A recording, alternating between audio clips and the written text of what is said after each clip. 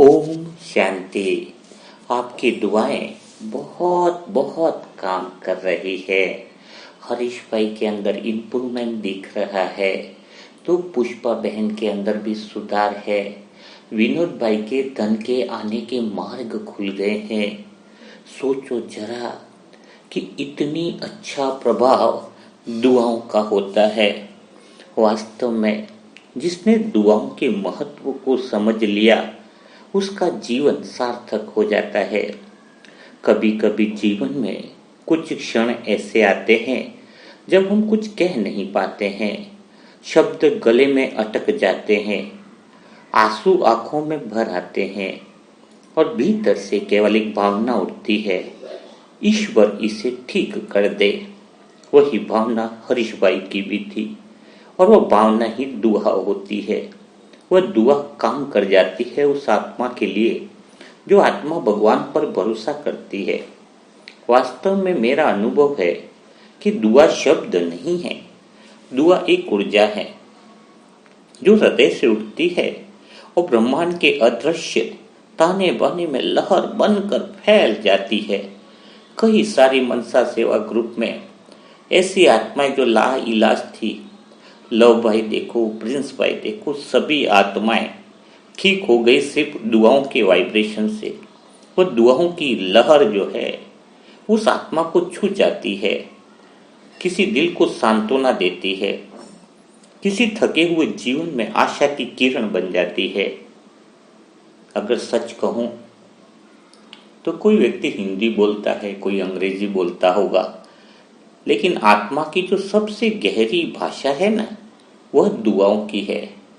जिसने दुआओं को जीवन में बहुत गहराई से लिया है, दुआओं को महत्व जिसने गहराई से समझा है, मानो उसने भगवान को समझ लिया है। भगवान की सबसे ज्यादा बात या पुरुषार्थ करने के लिए जोर जो होता है वह दुआओं पर होता है। हमेशा शिव बाबा अव्यक्त वाणियों में सबसे ज्यादा दुआओं पर महत्व देते हैं। हर आत्मा के अंदर एक मौन शक्ति स्रोत होता है। जब हम किसी के लिए सच्चे मन से शुभ सोचते हैं, वह ठीक हो जाएगा, वह खुश रहे, उसे शांति मिले, तो वह विचार केवल हमारे मन में नहीं रहता है, वह ऊर्जा के रूप में बाहर निकलता है। वह ऊर्जा अदृश्य है पर बहुत बहुत प्रभावशाली है। मुझ आत्मा ने तो इसके बहुत सारे अनुभव किए हैं और आप भी जब से मनसा सेवा ग्रुप से जुड़े हैं तो आप लोगों ने भी काफी बार प्रैक्टिकली अनुभव किया होगा। विज्ञान इसे वाइब्रेशन कहता है और हम इसे संकल्प शक्ति कहते हैं। हमारे विचार में एक सूक्ष्म तरंग निकलती है। वह तरंग हवा, शब्द, दूरी किसी भी सीमा से रुकती नहीं है, वह सीधी आत्मा से आत्मा तक पहुंच जाती है। इसलिए जब हम किसी के लिए शुभ भाव रखते हैं तो हमारी आत्मा की ऊर्जा उस तक पहुंचकर उसके मन को और शरीर को और उसके जीवन को मानो छू जाती है। परंतु इस शक्ति का रहस्य यह है कि दुआ वही दे सकता है जो स्वयं शांत हो। अगर देने वाले का मन ही अशांत है, भय से भरा है, तो वह शुभ तरंग नहीं भेज सकता है, क्योंकि हमारा मन जो है वही बाहर प्रवाहित होता है। अगर अंदर पीड़ा है तो वही पीड़ा निकलती है, अगर अंदर प्रेम भरा हुआ है तो प्रेम निकलता है। तो दुआ देने के लिए पहला कदम यही है कि स्वयं को भर लेना है। जो आत्मा अमृत वेला करती है उसकी दुआएं बहुत जल्दी सक्सेसफुल हो जाती हैं। जिसका मन शुद्ध होता है, जिसका मन दर्पण होता है, जिसका मन मौन में होता है, वह तो मानो दुआओं का भंडार होता है। जब हम मौन में बैठते हैं, आंखें बंद करके अपने अंदर झांकते हैं, तो एक सूक्ष्म ज्योति का जो अनुभव होता है वह अनुभव बाहरी नहीं है, वह अंदर से होता है। वह ज्योति हमें बताती है कि हम जो हैं वह दुआओं के स्रोत हैं। यह संसार तो मानो मंच है, तो यहीं से दुआओं की शुरुआत होती है। आत्मा परमात्मा से जुड़ जाती है तो वह साधारण नहीं रहती है, वो ऊर्जा का माध्यम बन जाती है। मीठे बाबा तो दुआओं के सागर हैं, निरंतर उनसे दुआएं निकलती रहती हैं। उनकी दुआओं की तरंगें जब अपने मन में हम भरकर दूसरी आत्माओं को देते हैं तो दूसरी आत्माएं भी शक्तिशाली हो जाती हैं। लेकिन दुआ देने से पहले शांत मन से भगवान को याद करना चाहिए। ऐसा नहीं कि किसी को दुआ देनी है तो ऐसे ही चालू हो गए कि तुम ठीक हो जाओगे, तुम ये हो जाओगे। यह दुआ देने का तरीका नहीं है। सबसे पहले 2-3 मिनट बहुत साइलेंस की अवस्था में आ जाओ, भगवान के उस दुआओं के सोर्स के साथ दिल से जुड़ जाओ, उनकी शक्ति का अनुभव करो। जब भी आप किसी बीमार व्यक्ति के पास बैठ जाते हो तो आपने अनुभव किया होगा कि आप कुछ नहीं कहते हैं, बस चुप रहते हैं, फिर भी उसको राहत मिल जाती है। आपके वाइब्रेशन, आपके मौन में भी ऊर्जा भेजने की शक्ति होती है। आपका चेहरा शांत है। अगर आपकी आंखों में करुणा है तो आपकी आत्मा उस आत्मा से मानो कह रही होती है कि तुम ठीक हो जाओगे, तुम शक्तिशाली हो जाओगे, तुम सुरक्षित हो जाओगे। तो ये बात जो है, वह विचार जो है, बाबा से शक्ति लेकर उस आत्मा तक पहुंच जाते हैं। यह मौन संवाद ही असली दुआ है। यह शब्दों से अधिक गहरा होता है। शब्द तो केवल बाहरी माध्यम है, पर दुआ आत्मा से आत्मा तक का संवाद है। यह बिना बोले पहुंचती है, बिना कहे असर करती है। इस संसार में हर आत्मा अपनी अपनी यात्रा पर है। कभी कोई शरीर से बीमार होता है, कभी कोई मन से थका होता है, कभी कोई भावनाओं से टूटा होता है। और ऐसे में हमें केवल सहानुभूति नहीं देनी चाहिए, हमें दिल से शक्ति देनी चाहिए। सहानुभूति थोड़ी देर सांत्वना देती है, पर शक्ति आत्मा को खड़ा कर देती है।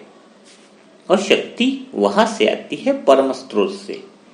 इसलिए जब किसी के लिए दुआ करनी हो तो पहले दिल से खुद को स्थिर कर लो। टाइम पास मत करो, मन को शांत करो। पहले 2 मिनट बाबा से बिल्कुल दिल से जुड़ जाओ, उसकी किरणों से भर जाओ, उसकी प्रेम की, शक्ति की, आनंद की, शांति की किरणों से भरकर ऐसा अनुभव करो कि सामने वाली आत्मा इससे भरपूर हो रही है, उसका ठीक होना ही है।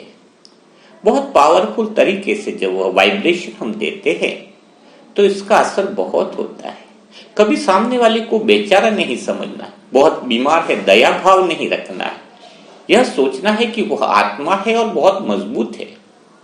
वह आत्मा मेरी जैसी ही है, मेरी जैसी ही शक्तिशाली है। उस आत्मा को अधिक से अधिक स्मृति दिलानी है। उसको बीमार नहीं देखना है, उसके शरीर की पीड़ा जो है उसको नहीं देखना है, आत्मिक स्मृति को देखना है। जितना जितना आप उसकी आत्मिक स्मृति को देखोगे उसका मन शक्तिशाली होगा और उसकी शरीर की पीड़ा भी स्वतः समाप्त हो जाएगी। उसके चारों ओर मानो ज्योति लहर बनकर फैल जाएगी। यह उसके तन, मन और भावनाओं को छू रही होती है। जब वह आत्मा इस ऊर्जा को स्वीकार कर रही है तो उसका चेहरा बिल्कुल शांत हो जाता है, उसकी सांसें स्थिर होने लगती है। एक सूक्ष्म मुस्कान उसकी आत्मा से उठ रही है, वह ठीक हो जाती है, बिल्कुल ठीक हो जाती है। यही तो दुआ है। न कोई विधि है, न कोई शब्द है, सिर्फ शुद्ध भावना है, शुद्ध चेतना है। लेकिन याद रखिए, दुआ कभी किसी को बदलने के लिए नहीं होती है, बल्कि उसके अंदर छिपी शक्ति को जगाने के लिए होती है। क्योंकि हर आत्मा के अंदर शक्ति पहले से ही है, वह केवल उसे भूल गई है।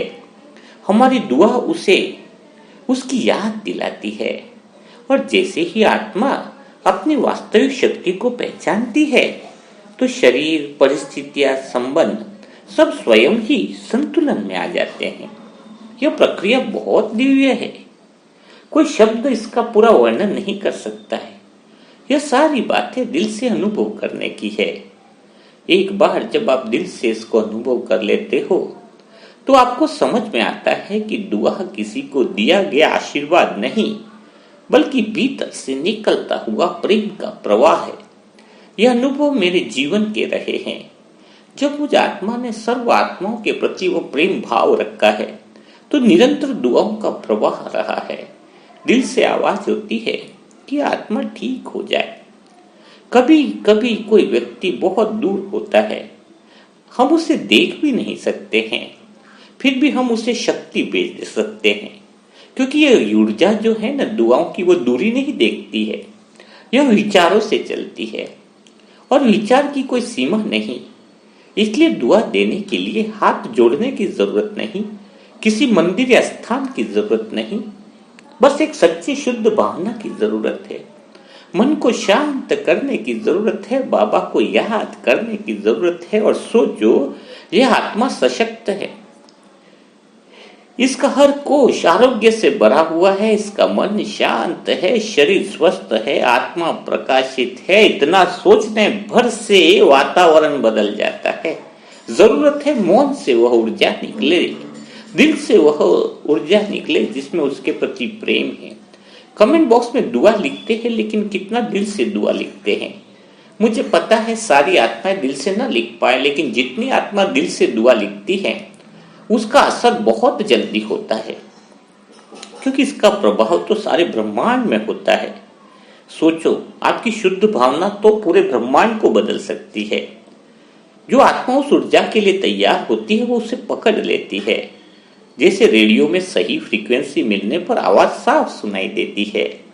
इसलिए जब भी आप किसी को शक्ति देना चाहें तो उसके दोष को मत देखो, उसकी बीमारी भी मत देखो, उसकी आत्मा को देखो। वह प्रकाश है, वह शांत है, वह परमात्मा की संतान है। बाबा उस दृष्टि में स्थिर रहो, आपकी दृष्टि ही दुआ बन जाएगी। और जब दृष्टि बदलती है तो दिशा भी बदल जाती है। दुआ देने का यह अभ्यास धीरे धीरे आपको भी बदल देता है, क्योंकि जब आप दूसरों के लिए शुद्ध सोचते हैं तो आपके विचार भी पवित्र होते जाते हैं। दुआओं को शक्ति देने के दौरान आप स्वयं भी शक्ति से भरने लगते हैं। यह एक सुंदर रहस्य है। दुआ देने वाला सबसे पहले खुद को देता है। इसलिए अब जीवन को एक नई दृष्टि से देखिए। हर मुलाकात में, हर संवाद में यह सोचिए कि मैं क्या भेज रहा हूं। शब्द तो बाद में आते हैं, आपके वाइब्रेशन उसके पास पहले पहुंच जाते हैं। तो हर समय अपने संकल्प को सुंदर बनाइए, क्योंकि यही संकल्प वही दुआ बनकर इस सृष्टि को प्रभावित करेंगे। याद रखिए, जो आत्मा स्वयं प्रेम से भर जाती है वो कभी खाली नहीं रहती है। वो अपने चारों ओर प्रेम और शक्ति का वायुमंडल बना देती है। वहां जहां जाती है वहां शांति स्वतः ही फैल जाती है और वही आत्मा संसार में ईश्वर की दुआ का साधन बन जाती है। हम कल और बीमारी और उसका असली कारण को समझेंगे, ताकि आप आत्मा किसी तरह की कोई भी बीमारी में हो वो 100% समाप्त हो जाएगी। खाली जरूरत है कि आज से आप दिल से दुआ देने का काम करो। हर दिन ऐसा नहीं है कि जैसे हरीश भाई, विनोद भाई, किडनी की प्रॉब्लम, पुष्पाबेन, सबको दिल से दुआ दो, रोज दुआ दो। दुआ देने के लिए 1 मिनट साइलेंस लो, भगवान की वो शक्तियां मन में भरो, उस आत्मा को देखो, वो पावरफुल वाइब्रेशन दो। प्रैक्टिकल में करके देखो, आपका जीवन बदल जाएगा। सारी कुदरत आपके लिए हाजिर हो जाएगी। प्रकृति आपकी मालिक नहीं, आप प्रकृति के मालिक हो। आपकी दृष्टि में इतनी पावर आ जाएगी कि एक बार नयन से देखोगे तो सामने वाली आत्मा शांत हो जाएगी, उसकी पीड़ाएं समाप्त हो जाएंगी। कैंसर क्या बहुत बड़ी बात है? चाहे ऐसी कोई भी बीमारी हो जो असहाय हो, अगर वो दिल से मानता है, भगवान पे भरोसा करता है, तो वह ऊर्जा ग्रहण कर लेता है। जरूरत इस बात की है कि जिसको हम दुआ दे रहे हैं, अगर वो थोड़ा बहुत बिलीव करता है ईश्वर पर, भगवान पर, तो वह ऊर्जा तुरंत पकड़ लेता है। अगर वो विश्वास नहीं करता है तो पहले हमें विश्वास के वाइब्रेशन देने होंगे, फिर दुआओं के वाइब्रेशन देने होंगे। तो आज हम इसी कड़ी में वालजी भाई को दुआ देंगे। वालजी भाई, जो उनकी बच्ची जो है वो अपने ग्रुप में ही जुड़ी हुई है।